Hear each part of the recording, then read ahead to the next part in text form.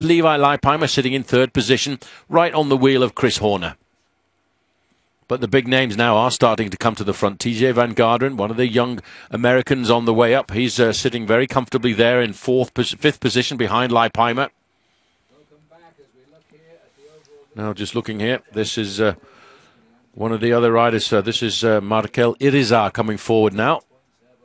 We've got some big, strong riders. That's sitting in third position. Chris Horner just having a quick word with his teammate. They're stamping out the rhythm. They are the ones with the authority here this afternoon while the damage is being seriously done at the back. This is Bartosz Huzarski of Team NetApp. And he's learning the hard way what these races are like in the state of California. Very difficult roads today, heavy roads as well. The race pavement is actually quite difficult as well. It's one of those pavements, one of those surfaces that riders find it very difficult to get any kind of rolling effect on. Slipping back, Tim Rowe. He's the Australian rider on BMC Racing. He too was just about holding on to the back step of the autobus here, but now you can see this is becoming a real group of elite riders in the Amgen Tour. These are real decided men now. The main field, there's not very many men left in the main field, but what is starting to get split off at the back end of the peloton.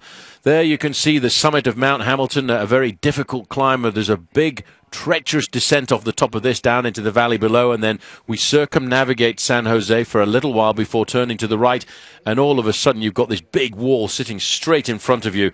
Not a lot of fun to look at. This is Francesco Bellotti, the Italian rider on Liquigas Cannondale. He's trying to keep himself in contact. He wants to stay there for as long as possible because he knows that if anything goes right this afternoon for them, Peter Sagan has got a very good chance of staying in the race. But in fact, I think I just caught a glimpse there of the green jersey of Peter Sagan. So he is also in difficulty. I haven't seen Ben Swift. He started the day in second place overall in exactly the same time as his teammate Greg Henderson, and I would say those two riders are having a little bit of a difficult day.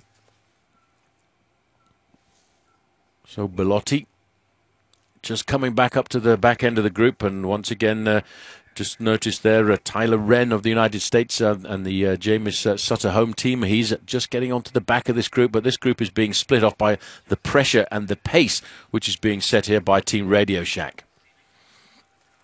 This is Jaime Zubeldia sitting on the front, a rider who for many years was a stalwart of the Euskaltel-Euskadi team before he was brought on onto the squad of Astana, then stayed with them right the way through to become a teammate of Lance Armstrong on the Radio Shack squad. Sagan riding sensibly there in that group. He's trying to get himself back onto the tail of what is becoming the elite of this year's Amgen Tour.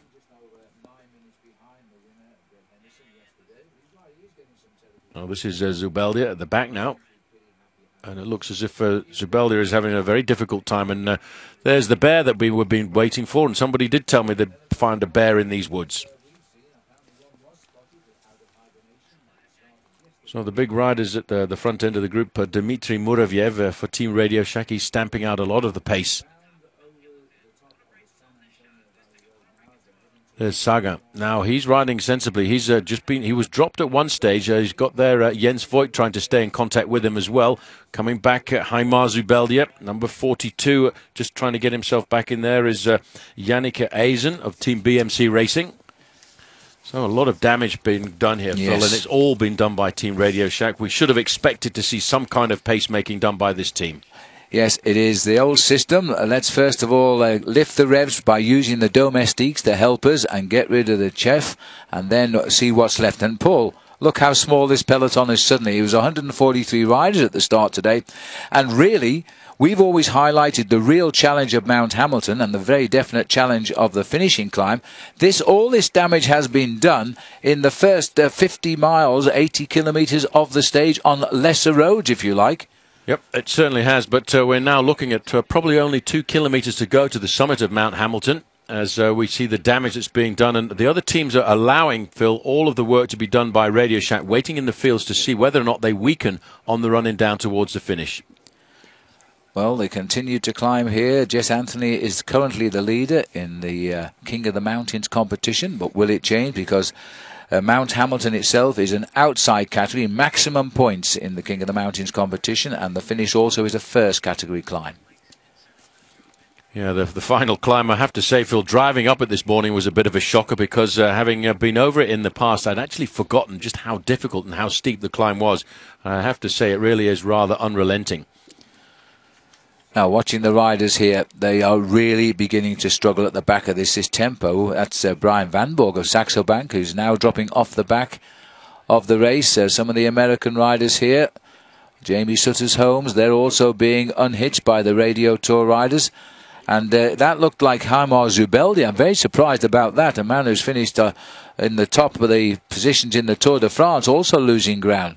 Well, I think he put a lot of pace into the early part of the climb here to do the damage, and now he's paying for that effort. But you see, he hasn't given up at all. He's trying to get himself back into this group because he realizes that Radio Shack are going to have to have the support of as many riders as possible when they get down towards the end. Chris Horner on the left-hand side there, Phil, he looks extremely comfortable in his dark glasses. He's going to be the big distraction, if you like, for the other favourites, because it's going to either be Chris Horner or indeed Levi Leipheimer who will issue that. Just see riding there, Peter Sagan in that green Herbalife jersey. He's a big threat as well. Well, Peter Sagan was in a bit of difficulty there, and he actually was dropped at one stage, and he fought his way back through the cars because he realises that if he can stay in contact with this group this afternoon, he's got a very good chance of getting himself the overall lead. Just also looking a little bit further back, just tacked onto the back there, Jens Voigt. Now, talk about courage. This man has got so much courage that he will not give up any day at all. And although he too was dropped in the early kilometres of Mount Hamilton here, he's also managed to fight his way back into the race.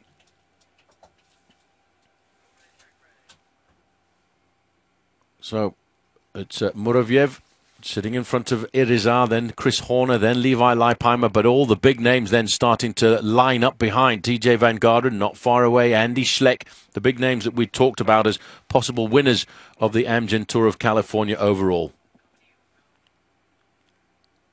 We're very lucky today. When we came up to the finishing line this morning at the top of Sierra Road, it was not very pretty at all. There you can just see the observatory right at the top, not too far away from the summit of Mount Hamilton. And as you can see, the riders are just about to crest the top of this climb. So that's the University of California Observatory just at the top there. And that is the Lick Observatory. And that's just right on the top of the summit of the climb. So meandering around, as you can see, there was this completely covered with cloud this morning when we came up, but nice to see that the clouds have been pushed away by the little breeze in this part of the world, and now all of a sudden we're going to have a big bike race.